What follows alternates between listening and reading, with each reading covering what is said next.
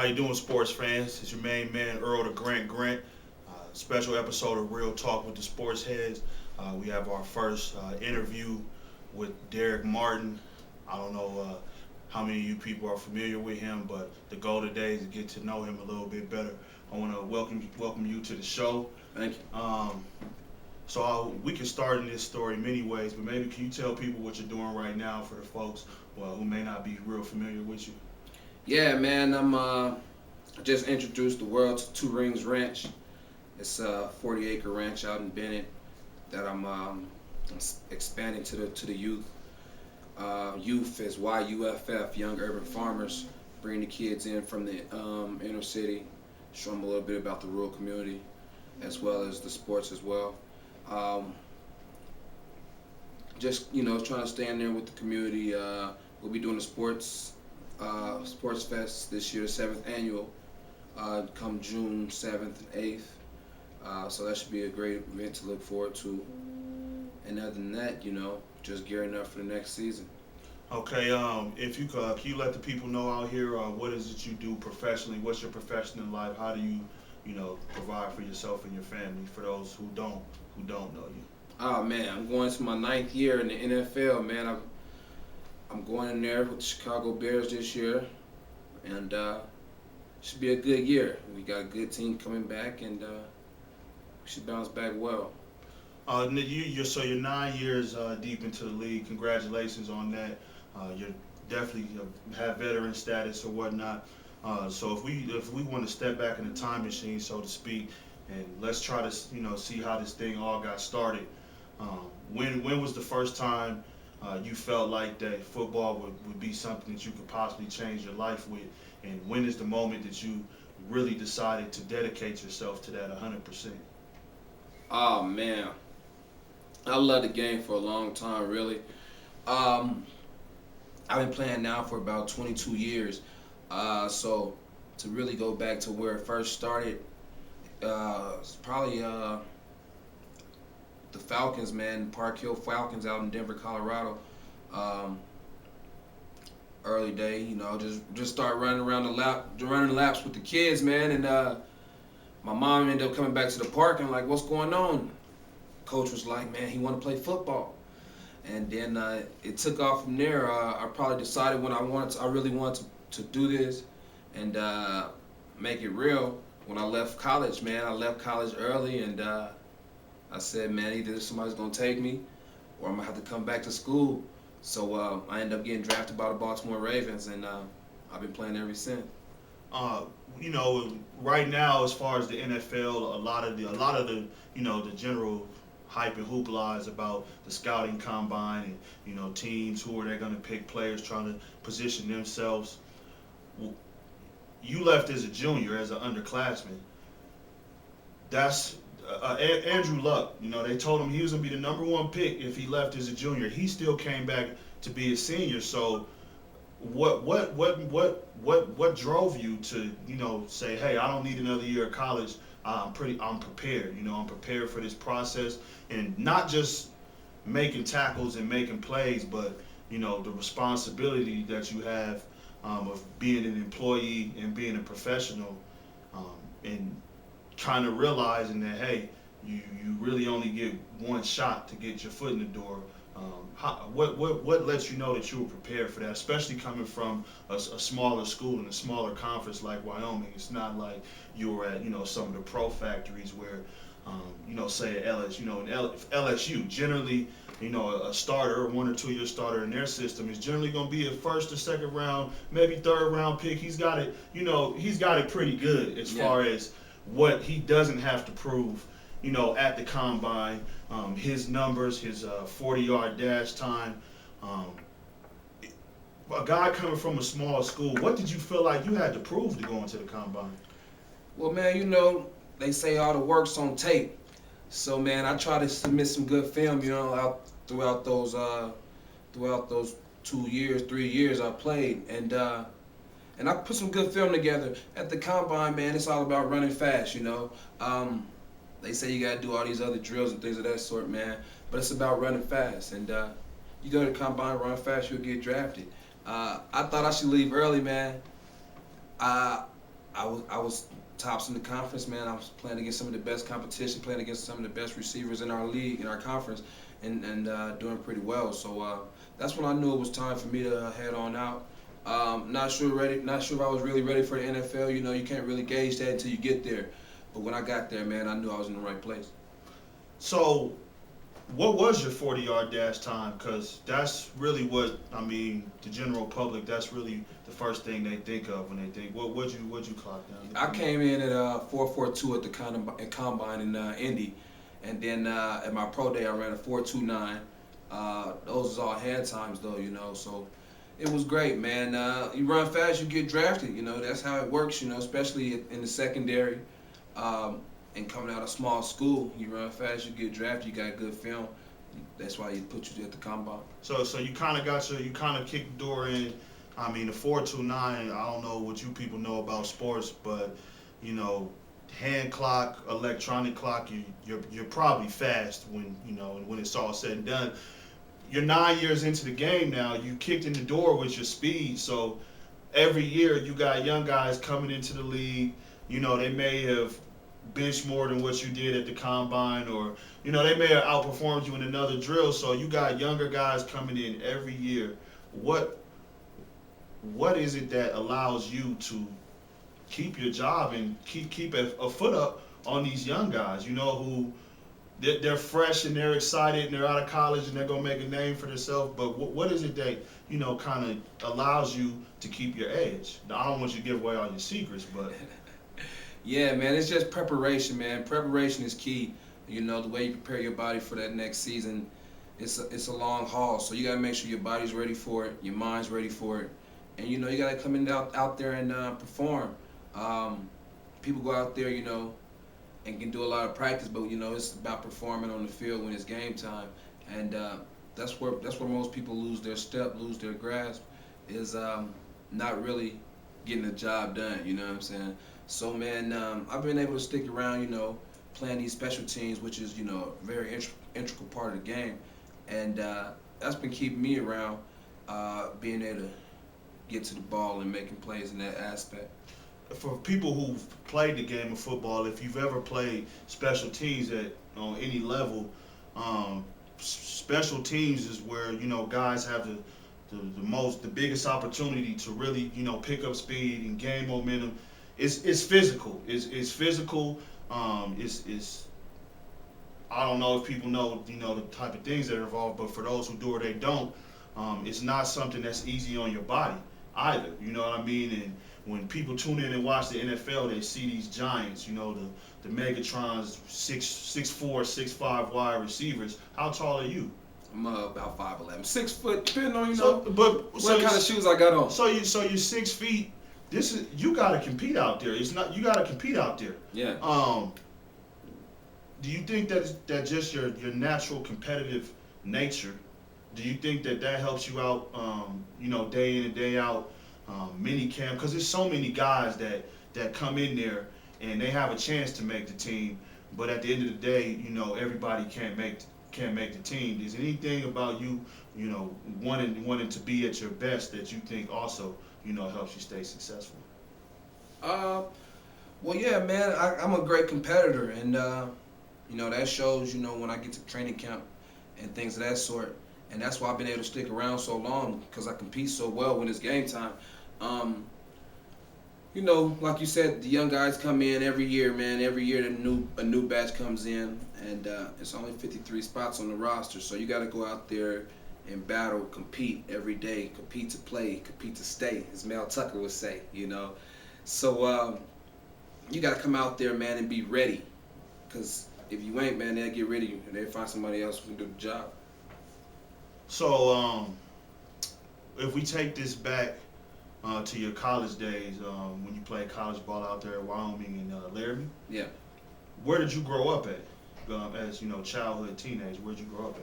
I'm a product of Denver, Colorado. I was born in St. Louis, moved to Denver, grew up in the Park Hill area, and went to Thomas Jefferson, one of the greatest schools in town.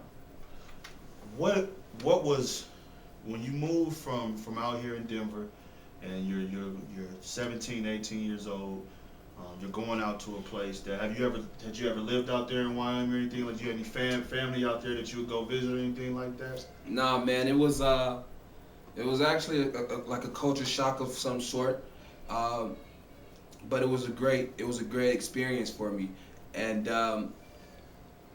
I was able to learn a lot of things that propelled me, into adulthood, as well as professional career paths as well, and that's how I ended up getting the ranch out in Bennett. The summers I would stay up in Laramie working out there on the ranch and doing things of that sort.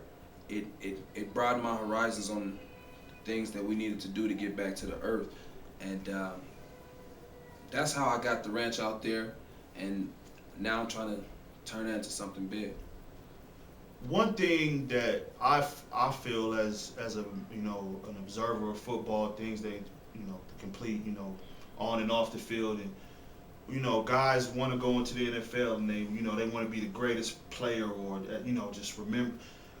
My thing is, when I first met you and got to know you, one thing that I was impressed of was the things that you picked up on as far as business and um, establishing yourself a future, planning for a future financially is something that I could tell that you picked some brains about. Once you allowed yourself, to become a professional football player. What would be your advice to these guys? Because when the draft comes here in April, we're gonna have guys who go from lint in their pockets, rocks in their socks, to hundreds of thousands and millions of dollars. Yeah. And I don't, as far as advice for them on the field, that's probably best kept for somebody else. But if you could let them know anything as far as how they should think about their finances, to where something may happen to where 3 years later they may not be playing anymore. Yeah. Is what are your finances going to look like in those 3 years? What type of advice would you give those young men? I tell them to save their money, man. And everybody's saying that, but it's real. You want to save that money at least until you have your lump sum, you have your plan set up, and you've been able to sit down, with a financial advisor or something of that sort to figure out what you need to do to survive. Because man, it comes fast, it goes fast, So I would encourage them to save their money and try to get a financial advisor or something of that sort that can help them. Because man, you're coming out young, 18, and then you win the lottery, So it's a big step to take. Or 22, 21, whatever you are when you come out, and then it's a big step to take, and just being able to spend that much money is crazy. Now, if we jump back to, okay, so you're finishing up your third year there at Wyoming, and what's the process of saying my time is now? What did you have to do to make that happen? Because it's one thing to think about it, Yeah. but at the end of the day, you got to put some type of action in place. What did you do? Man, so it's a process you got to take. You got to submit to the NFL. They will reply with a grade and things of that sort, and you'll tell them you'll sign like your letter, almost like a letter of intent. Okay. For coming out of high school, but and then once you take that step, man, you can get an agent, and then you go from there. But leaving school is one of those steps that only you can really decide if that's what you want to do, because only you gonna have to live with the decision, and it's just one of those decisions, that thrusts you into adulthood. Now, so all of a sudden, you go from a college kid. I don't know if people are familiar with the rules surrounding college athletics or whatnot. You're not really allowed to work a full-time job while you're a student athlete, or at least that's what the rules say. So you go from a college kid who doesn't have very much money. You know what I mean? Most student athletes come from more humble upbringings. So how do you go from a guy who's some days you may have to think about how am I going to eat? Sometimes maybe in some student situations, to I got hundreds of thousands of dollars at my disposal that I can spend on anything. where did you get the leg up in the process to realize that, when I do get this type of money, life changing money, I'm not gonna go splurge it and spend my money on exuberant material things like a lot of athletes do when they get that money. Were you ahead of the curve when it came to that, or was there something you had to go through to learn that? Shoot, I guess I was ahead of the curve. I'm not really certain. I just was never really into that type of thing, I guess. I don't know. But I always made sure I had food, you know what I'm saying? And I always take care of the body, make sure I'm getting some good food. But I had my wife and I had kids, when the money was coming in, and diapers are expensive, formula's expensive. So I had to think of things realistically, in the first couple of years, you're not making millions of dollars. You're making whatever they tell you you're making. What round did you get drafted in? I got drafted in the 6th round. And they projected you as a late second, third round draft pick. So I mean, depending on how the draft goes, man, you can fluctuate anywhere. Cause this year they might have 30 defensive backs. My draft pick, they had, my draft round, they had 16 corners. So depending on what the draft looks like and how it shakes out, what teams need, depends on where you fall in the draft. So is it just to kind of help people out there? So you're not the guy who ESPN has the camera on in the green room with the expensive suit in there in New York. He's a lot more comfortable on draft day, than you. But not only that, if you expect to go in the 2nd and 3rd round and you go in the 6th round. What's the difference financially in that? And I'm just trying to help the people understand the type of pressure that you're going through in the draft process, because it's not a wonder. People who work in corporate America, you take them, you give them your resume. You may email your resume. They'll give you. You may have to take some competency test online, and then you'll get a call from HR. Okay, and then they'll bring you in for an interview. You get one interview, and then they may call you back for a second interview. So we can say that's maybe 2 interviews that you have to go through, to get a job in corporate America. Yeah. Versus how many interviews did you go through in the NFL draft process? You get a lot of them, man. You got one at the combine, then you have individual visits, you have pro day visits, and it's all the same questions. And if you prepare for it, it's not a big deal, and they try to make it a big deal. If you prepare for it and everything ship shape, you'll be all right. So when you got the phone call that you did get selected, and I know that I don't know, but I assume every second that you're waiting is a different type of feeling than what you might what you ever experienced before, because it's something new and it's kind of unknown. What happened when you got the phone call? Who called you? Who made you the contact and called you and let you know they're gonna call your name? Well, I got that call from Ozzie Newsome.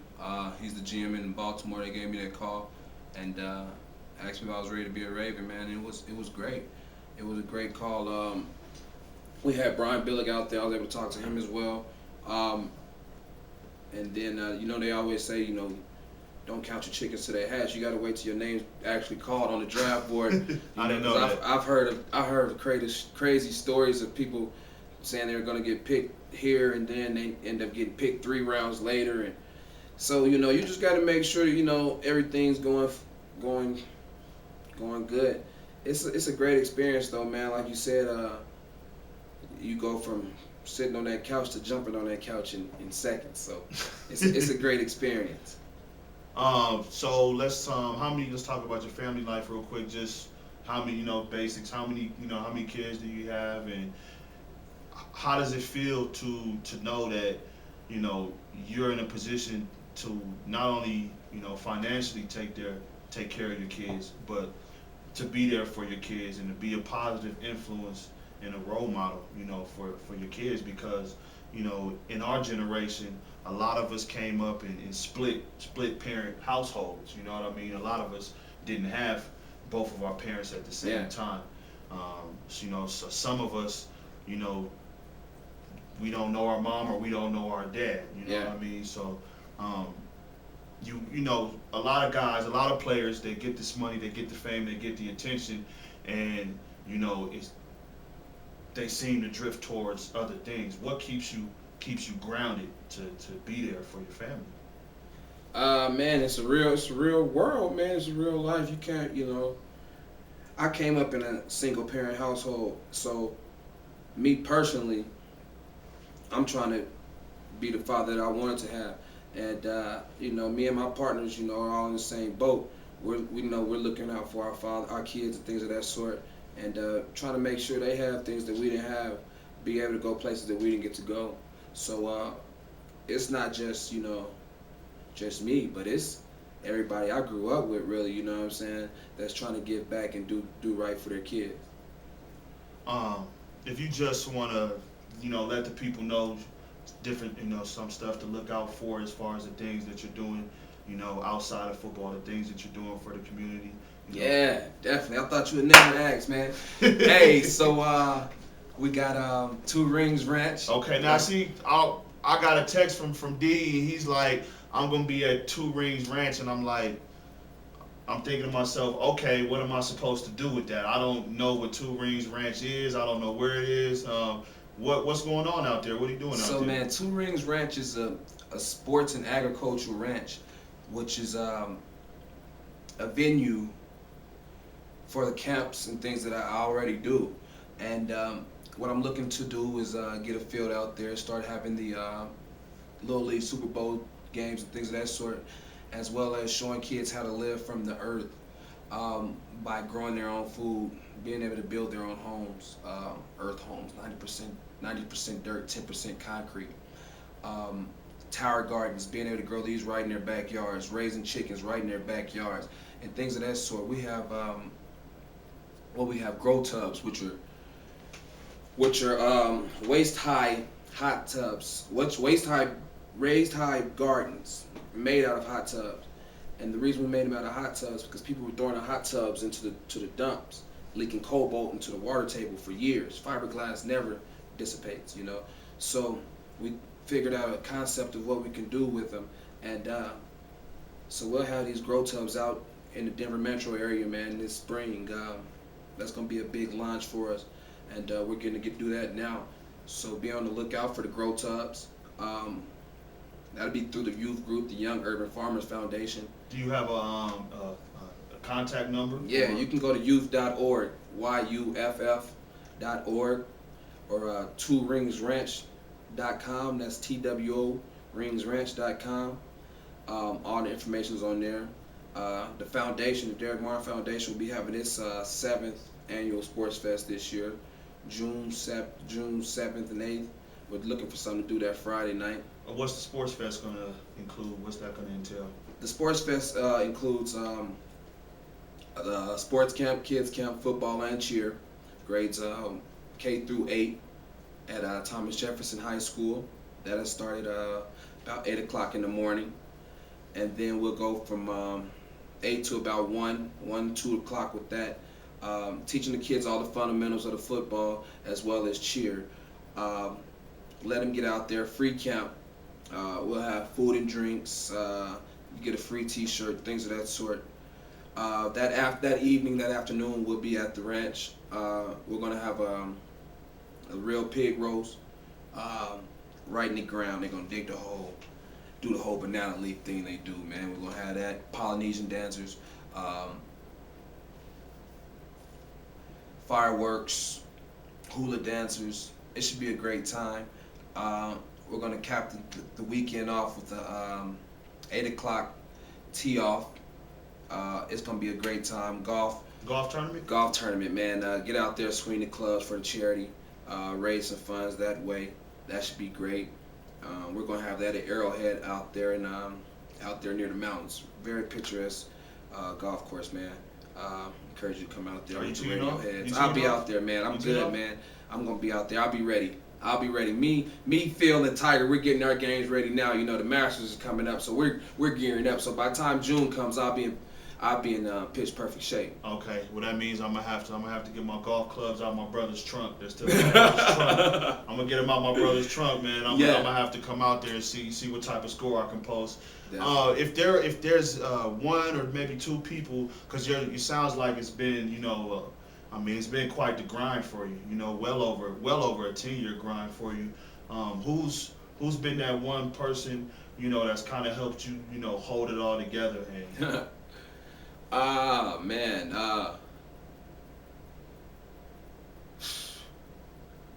I've been out there, man. Cut the camera.